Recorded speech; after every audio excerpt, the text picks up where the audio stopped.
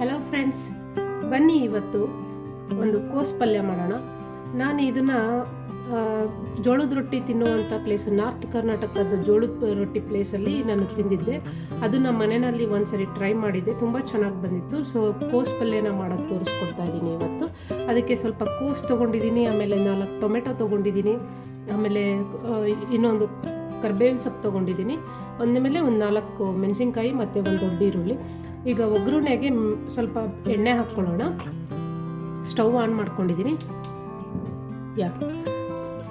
ಸ್ವಲ್ಪ ಎಣ್ಣೆ ಹಾಕ್ಕೊಳ್ತಾ ಇದ್ದೀನಿ.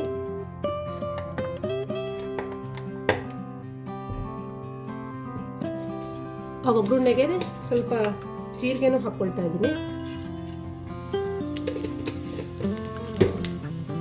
ಹಾಗೆ ಸ್ವಲ್ಪ ಒಂದು ಸ್ಪೂನಷ್ಟು ಮಸ್ಟರ್ಡ್ ಹಾಕ್ಕೊತಾ ಇದ್ದೀನಿ. ಸಿಡಿತಾ ಇದೆ ಇವಾಗ.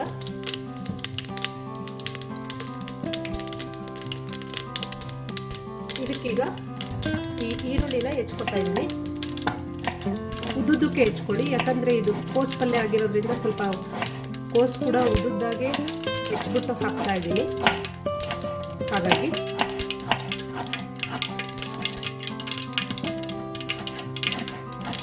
ನೋಡಿ, ಸಿಡಿತಾ ಇದೆ ಅದು ಚಟಪಟ ಅಂತ.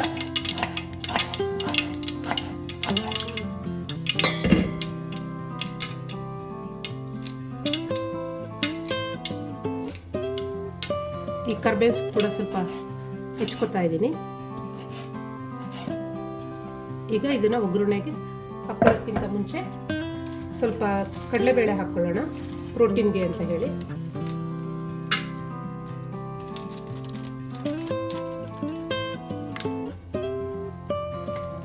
ಕಡಲೆಬೇಳೆ ಸ್ವಲ್ಪ ಬೆಚ್ಚು ಮಾಡ್ಕೊಳ್ಳಿ. ಈ ಥರ ಎಣ್ಣೆಲ್ಲೇ ಸ್ವಲ್ಪ ಉಟ್ಕೊಳ್ಳಿ.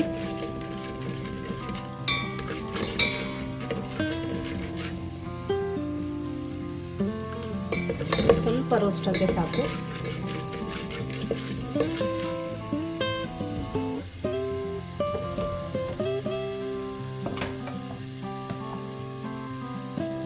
ಅಷ್ಟರಲ್ಲಿ ಈಗ ಇದೊಂದು 4 ಮೆಣಸಿನ್ಕಾಯಿ ತಗೋತಾ ಇದ್ದೀನಿ. ಇದನ್ನು ಹೆಚ್ಕೊತಾ ಇದ್ದೀನಿ. ಸಣ್ಣಕ್ಕೆ ಹೆಚ್ಕೊಳ್ಳಿ.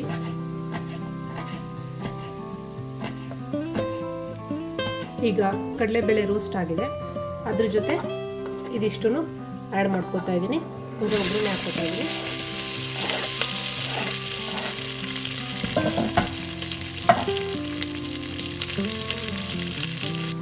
ಇದನ್ನು ಮಿಕ್ಸ್ ಮಾಡ್ಕೊಂಡಿದ್ದಾಯಿತು. ಈಗ 4 ಟೊಮೆಟೊನ ಹೆಚ್ಕೊತಾ ಇದ್ದೀನಿ. ತುಂಬ ಈಸಿ ಇದು ಪಲ್ಯ ಮಾಡ್ಕೊಳ್ಳೋದು. ಇದಕ್ಕೆ ಒಗ್ಗರಣೆಗೆ ಈಗ ಟೊಮೆಟೊ ಹೆಚ್ಚಿರೋದನ್ನ ಸ್ವಲ್ಪ ಉದ್ದುದ್ದಕ್ಕಂತ ಹೆಚ್ಕೊಂಡಿದ್ದೀನಿ ಚಿಕ್ಕದಾಗೆ, ಅದನ್ನು ಹಾಕ್ಕೊತಾ ಇದ್ದೀನಿ. ಮಿಕ್ಸ್ ಮಾಡ್ಕೊಳ್ಳೋಣ. ಇದು ಸ್ವಲ್ಪ ಮಾಕ್ಕೋಬೇಕು, ಟೊಮೆಟೊ ಹಸಿ ಸ್ವಲ್ಪ ಮಾಕ್ಕೋಬೇಕಿದು.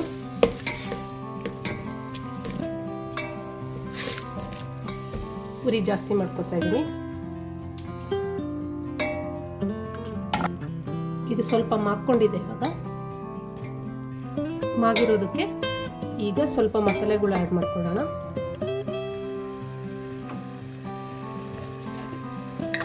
ಸ್ವಲ್ಪ ಅರಿಶಿನ ಹಾಕ್ಕೊತಾ ಇದ್ದೀನಿ. ಸ್ವಲ್ಪ ಖಾರದ ಪುಡಿ ಹಾಕ್ಕೊಳ್ಳೋಣ. ಮೆಣಸಿನ್ಕಾಯಿ ಹಾಕಿರೋದ್ರಿಂದ ಸ್ವಲ್ಪ ಖಾರದ ಪುಡಿ ಹಾಕ್ಕೊಳ್ಳಿ.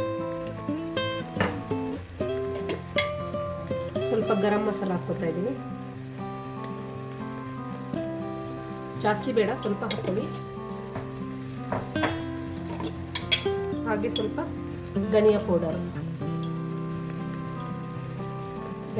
ಸ್ವಲ್ಪ. ಲಾಸ್ಟಲ್ಲಿ ಸ್ವಲ್ಪ ಸಾಂಬಾರ್ ಪೌಡರ್ 1 ಸ್ಪೂನ್ ಹಾಕ್ಕೊಳ್ಳಿ.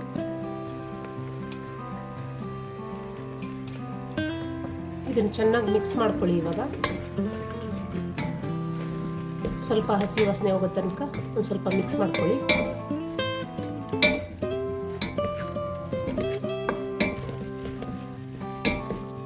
ಈಗ ಇದು ಸ್ವಲ್ಪ ಗಟ್ಟಿ ಥರನೇ ಆಯಿತು. ಈಗ ಮೇನ್ ಇಂಗ್ರೀಡಿಯೆಂಟ್ಸ್ ಕೋಸ್ನ ಹೆಚ್ಕೊಳ್ಳೋಣ ಬನ್ನಿ. ಇದಕ್ಕೆ ಸ್ವಲ್ಪ ನೀರು ಆ್ಯಡ್ ಮಾಡ್ಕೊತಾ ಇದ್ದೀನಿ.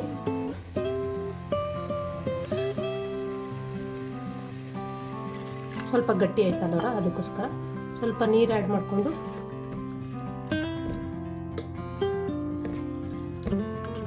ಇದು ಸ್ವಲ್ಪ ಮಾಕ್ಕೊಳ್ತಾ ಇದೆ. ಸ್ವಲ್ಪ ಲೋ ಹೀಟಲ್ಲೇ ಮಾಕ್ಕೊಳ್ಳಿ, ಸ್ವಲ್ಪ ಕ್ಲೋಸ್ ಮಾಡ್ಕೊಳ್ಳೋಣ. ಅಷ್ಟೊತ್ತಿಗೆ ಇಲ್ಲಿ ಒಂದು ಕೋಸ್ ಫುಲ್ಲು ತೊಗೊಂಡಿದ್ದೀನಿ, ಅದನ್ನು ಈ ಥರ ಕಟ್ ಮಾಡಿಕೊಂಡು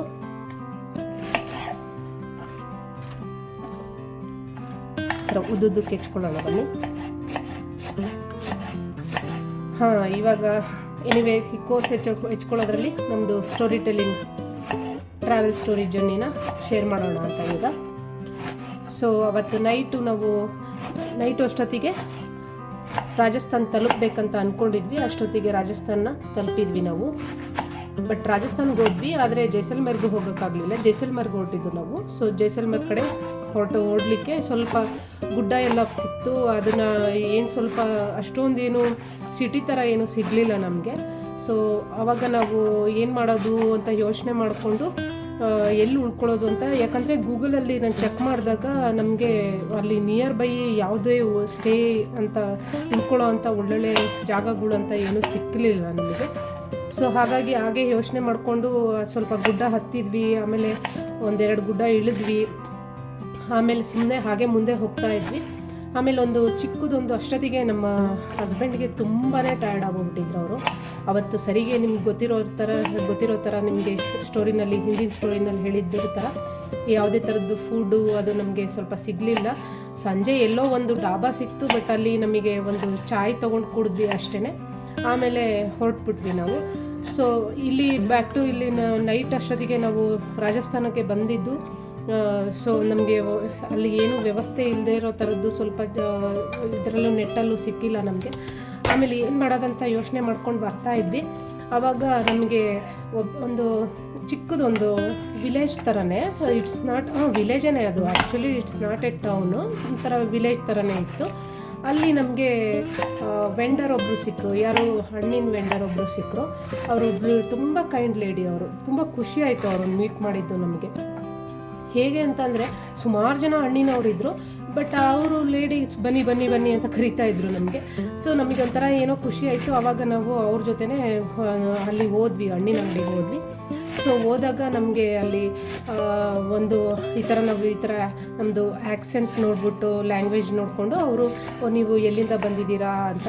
ಆ್ಯಕ್ಚುಲಿ ನಾವು ಈ ಥರ ಹೇಳಿದ್ವಿ, ಕರ್ನಾಟಕದಿಂದ ಬಂದಿದ್ದೀವಿ, ಈ ಥರ ರೋಡ್ ಟ್ರಿಪ್ ಮಕ್ಳ ಜೊತೆ ಬಂದಿದ್ದೀವಿ, ನಂಗೆ 3 ಜನ ಚಿಕ್ಕವ್ರು ಮಕ್ಕಳಿದ್ದಾರೆ ಕಾರಲ್ಲಿ, ಅವ್ರಿಗೆಲ್ಲ ಫ್ರೂಟ್ಸ್ ಬೇಕಿತ್ತು ಅಂತ ಎಲ್ಲ ಹೇಳಿದ್ವಿ. ಸೊ ನಮಗೆ ಫ್ರೂಟ್ಸ್ ಒಂದು ಕೊಟ್ಟರು. ಅದಕ್ಕೆ ಮುಂಚೆ ಒಂದು ಸ್ವಲ್ಪ ಇದು ಹಾಕ್ಕೊಂಡ್ಬಿಡೋಣ ಇರಿ. ಇದು ಚೆನ್ನಾಗಿ ಮಾಕ್ಕೊಂಡಿದೆ ಈಗ ಮಸಾಲ ಎಲ್ಲ. ಇವಾಗ ಅದಕ್ಕೆ ನಾನು ಸ್ವಲ್ಪ ಉದ್ದುದ್ದಾಗಿ ಹೆಚ್ಕೊಂಡಿರೋಂಥ ಕೋಸ್ನೆಲ್ಲ ಆ್ಯಡ್ ಮಾಡ್ಕೊತಾ ಇದ್ದೀನಿ.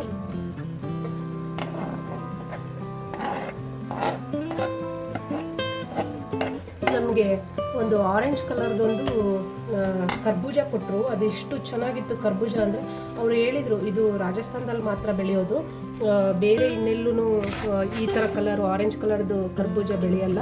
ಯೂಶ್ವಲಿ ನಾವು ಯೆಲ್ಲೋ ಕಲರ್ದೆಲ್ಲ ನೋಡಿರ್ತೀವಲ್ವ. ಸೊ ಹಾಗಾಗಿ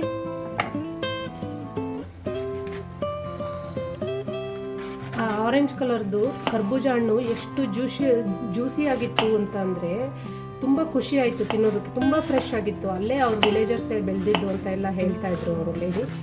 ನಾವು ಯಾವಾಗಲೂ ಪಾಸಿಟಿವ್ ಆಗಿದ್ದರೆ ದೇವ್ರು ಎಲ್ಲೋ ಒಂದು ಕಡೆ ನಮಗೆ ಯಾವುದೋ ಒಂದು ಮೂಲಕ ನಮಗೂ ಪಾಸಿಟಿವಿಟಿನ ಅಲ್ಲಿ ತೋರಿಸ್ಕೊಡ್ತಾನೆ ಅನ್ನೋದಕ್ಕೆ ಅದೇ ಸಾಕ್ಷಿ. ಯಾಕಂತಂದರೆ ನಮಗೆ ತುಂಬ ಟಯರ್ಡ್ ಆಗಿತ್ತು, ನಮಗೆಲ್ಲೂ ಉಳ್ಕೊಳ್ಳೋದು ಗೊತ್ತಾಗ್ತಿರ್ಲಿಲ್ಲ. ಇನ್ನೂ ಒಂದು 100 ಕಿಲೋಮೀಟ್ರ್ 50 ಕಿಲೋಮೀಟ್ರ್ ಹೋಗಬೇಕಾಗಿತ್ತು. ಏನೋ ದೊಡ್ಡ ಸಿಟಿ ಹತ್ರ ಹೋಗಬೇಕು ಅಂತಂದರೆ, ನಿಯರ್ ಬೈ ಎಲ್ಲಾದರೂ ಟೌನ್ಗಳ ಹತ್ರ ಹೋಗಬೇಕು ಅಂತ ಹೇಳಿದರೆ. ಆಮೇಲೆ ನಮಗೆ ಈ ಥರ ಹಣ್ಣುಗಳೆಲ್ಲ ಕೊಟ್ಟರು. ಅಲ್ಲೊಂದು ಸ್ವಲ್ಪ ವೆರೈಟಿ ಆಫ್ ತರಕಾರಿಗಳಿತ್ತು, ಅದನ್ನು ಕೊಟ್ಟರು ನಮಗೆ. ಸೊ ಅದನ್ನೆಲ್ಲ ನಾವು ಪರ್ಚೇಸ್ ಮಾಡ್ಕೊಂಡ್ಬಿಟ್ಟು ಆಮೇಲೆ ಕೇಳಿದ್ವಿ ನಾವು, ಈ ಥರ ನಿಮಗೆ ಎಲ್ಲಾದರೂ ಉಳ್ಕೊಳ್ಳಿಕ್ಕೆ ಇಲ್ಲಿ ಜಾಗ ಇದೆಯಾ, ಈ ಥರ ತುಂಬ ಹೊಟ್ಟೆ ಬೇರೆ ಹಸಿತಾ ಇದೆ, ನನಗೆ ಊಟ ಬೇಕು, ಹಾಗೆ ಉಳ್ಕೊಳ್ಳಿಕ್ಕೆ ಒಳ್ಳೆ ಜಾಗ ಬೇಕು ಅಂತ ಹೇಳಿದ್ವಿ. ಆಮೇಲೆ ನಮಗೆ ಅವರು ಹೇಳಿದರು, ಇಲ್ಲೊಂದು ಜೈನ್ದೊಂದು ಟೆಂಪಲ್ ಇದೆ. ಜೈನ್ ಟೆಂಪಲ್ ಅಂತಂದರೆ ಜೈನ್ದು ಒಂದು ಧಾಮ, ಅಂದರೆ ಸ್ವಸ್ತಿ ಧಾಮ ಅಂತ ಒಂದು ಪ್ಲೇಸ್ ಇದೆ. ಇಲ್ಲಿಂದ ಒಂದು 3 ಕಿಲೋಮೀಟ್ರ್ ಆಗುತ್ತೆ. ಸ್ವಲ್ಪ ಗುಡ್ಡದ ಮೇಲೆ ಅಂತ ಇದೆ. ನೀವು ಅಲ್ಲಿ ಹೋದರೆ ನಿಮಗೆ ವ್ಯವಸ್ಥೆ ಸಿಗುತ್ತೆ ನೋಡಿ, ಅಲ್ಲಿ ಏನಾದರೂ ನಿಮಗೆ ವ್ಯವಸ್ಥೆ ಸಿಗ್ಬೋದು ಅಂತ. ಅವ್ರಿಗೂ ಒಂದು ಕ್ಲಾರಿಟಿ ಇರಲಿಲ್ಲ, ಗೊತ್ತಿರಲಿಲ್ಲ. ಸೊ ಅವರು ಆ ಥರ ಹೇಳಿದರು. ನಾವು ಆಮೇಲೆ ಸರಿ ಅಂತ ಹೇಳಿದ್ವಿ. ಅದು ಎಲ್ಲಾದರೂ ಸಿಗದಿದ್ರೆ ಏನಪ್ಪ ಮಾಡೋದು ಅಂತ ಹೇಳಿ ಸುಮ್ಮನೆ ಒಂದು ಕೇಳಿದ್ವಿ ನಾವು ಅವ್ರಿಗೆ, ಬೇರೆ ಇನ್ನೇನಾದ್ರು ಆಪ್ಷನ್ಸ್ ಇದೆಯಾ ಅಂತ ಹೇಳಿ. ಆವಾಗ ಅವ್ರು ಹೇಳಿದರು ನಮಗೆ, ಇಲ್ಲ ಇಲ್ಲಿ ನಿಯರ್ ಬೈ ಎಲ್ಲೂ ಹೋಟೆಲ್ಸ್ ಥರ ಇಲ್ಲ, ನೀವು ನಮ್ಮನೆಗೆ ಬಂದುಬಿಡಿ, ನೀವು ಉಳ್ಕೊಳ್ಳಿಕ್ಕೆ ನಿಮಗೆಲ್ಲೂ ಅಡ್ಜಸ್ಟ್ ಆಗಲಿಲ್ಲ, ವ್ಯವಸ್ಥೆ ಇಲ್ಲ ಅಂತಂದರೆ ಬನ್ನಿ ಸರ್, ನಮ್ಮನೆಗೇ ಬನ್ನಿ, ನಮ್ಮನೆಯಲ್ಲೇ ಉಳ್ಕೊಳ್ಳಿಕ್ಕೆ ವ್ಯವಸ್ಥೆ ಮಾಡ್ತೀವಿ, ನಿಮ್ಗೆ ಒಳ್ಳೆ ರಾಜಸ್ಥಾನಿ ಫುಡ್ ಕೂಡ ಕೊಡ್ತೀವಿ, ತಿನ್ನೋರಂತೆ ಬನ್ನಿ ಅಂತೆಲ್ಲ ಹೇಳಿದರು. ಅದನ್ನು ನಮ್ಗೆ ಕೇಳಿಸ್ಕೊಂಡೆ ನಮಗೆ ತುಂಬ ಖುಷಿ ಆಗೋಯ್ತು ಅದನ್ನು. ಸೊ ಇಲ್ಲ ಹಾಗೇನಿಲ್ಲ, ಪರವಾಗಿಲ್ಲ, ನಾವಲ್ಲಿ ಹೋಗಿ ನೋಡ್ತೇವೆ ಅಂತ ಹೇಳಿ ಆಮೇಲೆ ಹೊರಟ್ವಿ. ನಾವಲ್ಲಿ ಸ್ವಸ್ತಿಧಾಮಕ್ಕೆ ಹೊರಟಾಗ ಅಲ್ಲಿ ಹೋಗಿ ನೋಡಿದ್ವಿ, ಅಲ್ಲಿ ತುಂಬಾ ಚೆನ್ನಾಗಿತ್ತು ವ್ಯವಸ್ಥೆ. ತುಂಬ ದೊಡ್ಡ ಕ್ಯಾಂಪಸಲ್ಲಿ ಫುಲ್ಲು ಜೈನ್ಸ್ದೆಲ್ಲ ಫುಲ್ಲು ದೊಡ್ಡದು ಒಂದು ಟೆಂಪಲ್ಲು, ಆಮೇಲೆ ಸರೌಂಡಿಂಗ್ ಎಲ್ಲ ಫುಲ್ಲು ಎಲ್ಲ ಇದಿತ್ತು. ನಮಗೆ ಏನೋ ಫಂಕ್ಷನ್ಸ್ ಎಲ್ಲ ಮಾಡೋದು, ಯಾವುದೋ ಪ್ರೋಗ್ರಾಮ್ ಕೂಡ ನಡೀತಾ ಇತ್ತು ಅಲ್ಲಿ. ಸೊ ಹಾಗಾಗಿ ಎಲ್ಲ ಬುಕ್ಕಿಂಗ್ ಆಗೋಗಿತ್ತು. ತುಂಬ ಜನ ಟ್ರಾವೆಲರ್ಸ್ ಎಲ್ಲ ಬಂದವರೆಲ್ಲ ನಿಯರ್ ಬೈ ಜೈಸಲ್ಮೇರ್ಗೆ ಹೋಗ್ಬೇಕಾದ್ರೆ ಇಲ್ಲಿ ಬಂದವರೆಲ್ಲ ಅಲ್ಲೇ ಯೂಶ್ವಲಿ ಉಳ್ಕೋತಾರಂತೆ. ಸೊ ಅಲ್ಲಿ ಬಂದು ನಾವು ಕೇಳಿದಾಗ ಅವ್ರಿಗೆ ಒಂದೇ ರೂಮ್ ಇದ್ದಿದ್ದು ನಮಗೆ, ಆ ಒಂದು ರೂಮ್ನೇ ನಮಗೆ ಕೊಟ್ಟರು. ಬಟ್ ತುಂಬ ಕ್ಲೀನಾಗಿತ್ತು, ಒಳ್ಳೆ ಜಾಗ ಸಿಕ್ತು. ಆಮೇಲೆ ವಾಟರ್ ಪ್ಯೂರಿಫೈಯರು ಎಲ್ಲ ಇತ್ತು ಅಲ್ಲಿ. ಅದನ್ನೆಲ್ಲ ನಾವು 25 ಲೀಟ್ರ್ ನೀರು ಏನು ತೊಗೊಂಡೋಗಿದ್ದೆ ಸ್ಟಾರ್ಟಿಂಗಲ್ಲೇ ಹೇಳಿದ್ದೆ, ಅದು ಖಾಲಿ ಆಗೋಗಿತ್ತು. ಸೊ ಅದನ್ನು ನಾವು ಖಾಲಿ ಆಗಿತ್ತು ಅಂತ ಹೇಳಿ ಅಲ್ಲಿ ನೆಕ್ಸ್ಟ್ ಡೇ ಬೆಳಗ್ಗೆ ಕೂಡ ಅದನ್ನು ಅಲ್ಲೇ ಫಿಲ್ ಮಾಡ್ಕೊಂಡು ತುಂಬಿಸ್ಕೊಂಡು ನೋಡಿ. ಇದು ಮಸಾಲೆ ಎಲ್ಲ ಎಷ್ಟು ಚೆನ್ನಾಗಿ ಹತ್ಕೊಳ್ತಾ ಇದೆ. ಇವಾಗ ಮಿಕ್ಸ್ ಮಾಡ್ಕೊಂಬಿಡೋಣ.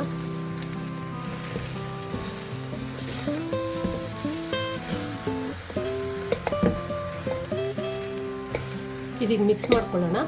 ಸೊ ಅಲ್ಲಿ ತುಂಬ ಚೆನ್ನಾಗಿತ್ತು ವ್ಯವಸ್ಥೆ, ನಮಗೆ ಖುಷಿ ಆಯಿತು. ಆಮೇಲೆ ಅಲ್ಲೊಂದು ಪಕ್ಕದಲ್ಲಿ ಒಂದು ಹೋಟೆಲ್ ಕೂಡ ಇತ್ತು.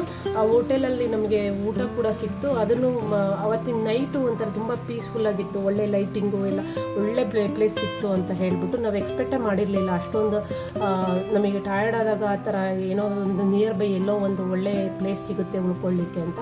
ಆ ಲೇಡಿಗೆ ತುಂಬ ಥ್ಯಾಂಕ್ಸ್ ಹೇಳಲಿಕ್ಕೆ ಇಷ್ಟ ಆಗುತ್ತೆ ಇವಾಗ ನೆನೆಸ್ಕೊಂಡ್ರೆ. ಬಿಕಾಸ್ ಆ ಸಿಚುವೇಷನಲ್ಲಿ ಆ ಸುಸ್ತು ಜರ್ನಿ, ಊಟ ಸರಿ ಹೋಗಲಿಲ್ಲ, ಅದೆಲ್ಲ ನಾವು ನೆನೆಸ್ಕೊಂಡ್ರೆ ಒಂಥರ ತುಂಬ ಬೇಜಾರಾಗ್ತಿತ್ತು.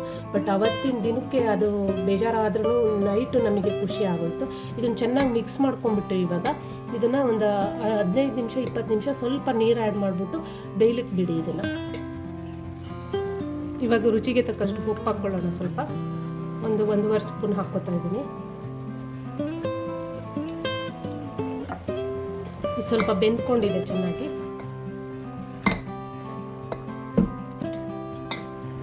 ಇದನ್ನು ಜೋಳದ ರೊಟ್ಟಿ ಜೊತೆ, ಚಪಾತಿ ಜೊತೆ ಎಲ್ಲ ತಿನ್ನೋದಕ್ಕೆ ತುಂಬ ಚೆನ್ನಾಗಿರುತ್ತೆ. ಇದು ಒಂದ್ಸರಿ ಟ್ರೈ ಮಾಡಿ ಈ ಥರ. ಅಂದರೆ ಸಾಂಬಾರು ಪುಡಿ, ಗರಂ ಮಸಾಲ ಎಲ್ಲ ಹಾಕಿ ಮಾಡಿರುವಂಥದ್ದು. ನನಗೆ ಇದು ಸ್ವಲ್ಪ ಜಾಸ್ತಿ ಬೆಂದ್ಕೊಂಡ್ರೇ ಚೆನ್ನಾಗಿ ರುಚಿ ಜಾಸ್ತಿ ಇರುತ್ತೆ. ಸ್ವಲ್ಪ ಬೇಯಿಸ್ಕೊಳ್ಳೋದು ಸ್ವಲ್ಪ ಜಾಸ್ತಿ ಬೇಯಿಸ್ಕೊಳ್ಳಿ. ಸ್ವಲ್ಪ ನೋಡಿ ನೀರು ಹಾಕಿದೆ, ಈ ಥರ ಸ್ವಲ್ಪ ನೀರು ಹಾಕ್ಬಿಟ್ಟು ಬೇಯಿಸ್ಕೊಳ್ಳಿ. ಸೊ ಹಾಗೆ 3rd ಡೇ ಜರ್ನಿ ನಮ್ಮದು ಈ ಥರ ಅವತ್ತಿನ ದಿನ ಸ್ವಸ್ತಿಧಾಮದಲ್ಲಿ ಆಯಿತು. ಅದು ಸ್ವಲ್ಪ ರಿಲ್ಯಾಕ್ಸ್ ಮಾಡಿಕೊಂಡು ಅಲ್ಲೆಲ್ಲ ಫುಲ್ಲು ಓಡಾಡಲಿಕ್ಕೆಲ್ಲ ತುಂಬ ದೊಡ್ಡದಿತ್ತು ಜಾಗ. ಅಲ್ಲೆಲ್ಲ ಓಡಾಡ್ಕೊಂಡು ಹೋಗಿ ಚೆನ್ನಾಗಿ ಒಂದು ಸ್ವಲ್ಪ ಕ್ಲಿಯರ್ ಮಾಡ್ಕೊಳ್ಳೋದಿತ್ತು. ಆ ಬಟ್ಟೆ ಎಲ್ಲ ಸ್ವಲ್ಪ ಅದೇನು 3rd ಡೇದು ಸ್ವಲ್ಪ ಬಟ್ಟೆ ವಾಶ್ ಮಾಡ್ಕೊಳ್ಳೋದಕ್ಕೆ ಅಲ್ಲೆಲ್ಲ ಸ್ವಲ್ಪ ವ್ಯವಸ್ಥೆ ಚೆನ್ನಾಗಿತ್ತು. ದೊಡ್ಡ ಜಾಗನೂ ಕೂಡ, ರೂಮೆಲ್ಲ ತುಂಬ ದೊಡ್ಡದಾಗಿತ್ತು. ಸೊ ಸ್ವಲ್ಪ ಮಡಿ ಬಟ್ಟೆ, ಮಲ್ಗೆ ಬಟ್ಟೆ ಎಲ್ಲ ಸಪ್ರೇಟ್ ಮಾಡಿಕೊಂಡು ಕ್ಲೀನಾಗಿ ಆಮೇಲೆ ಮತ್ತೆ ನೆಕ್ಸ್ಟ್ ಡೇ ಜರ್ನಿಗೆ ಎಲ್ಲ ಪ್ರಿಪೇರ್ ಮಾಡಿಕೊಂಡು ನೀರಿನ ಟ್ಯಾಂಕು ಎಲ್ಲ ತುಂಬಿಸ್ಕೊಂಡು ಮತ್ತೆ ಹೊರಡಲಿಕ್ಕೆ ರೆಡಿ ಆದ್ವಿ ಅವತ್ತು next day. So 4th day ಏನಾಯ್ತಂತ ನೆಕ್ಸ್ಟ್ ರೆಸಿಪಿನಲ್ಲಿ ಹೇಳ್ತೀನಿ. ಇದು ಇವಾಗ ರೆಡಿ ಆಗಿದೆ ನೋಡಿ, ಇವಾಗ ರೆಡಿ ಆಗಿದೆ ಪಲ್ಯ. ಈಗಿತ್ತು ನನ್ನ ಕೋಸ್ ಪಲ್ಯ. ನೀವು ಒಂದ್ಸರಿ ಮಾಡಿ ನೋಡಿ. ಹಾಗೆ ನಿಮ್ಗೆ ಈ ರೆಸಿಪಿ ಇಷ್ಟ ಆದರೆ ಥ್ಯಾಂಕ್ ಯು.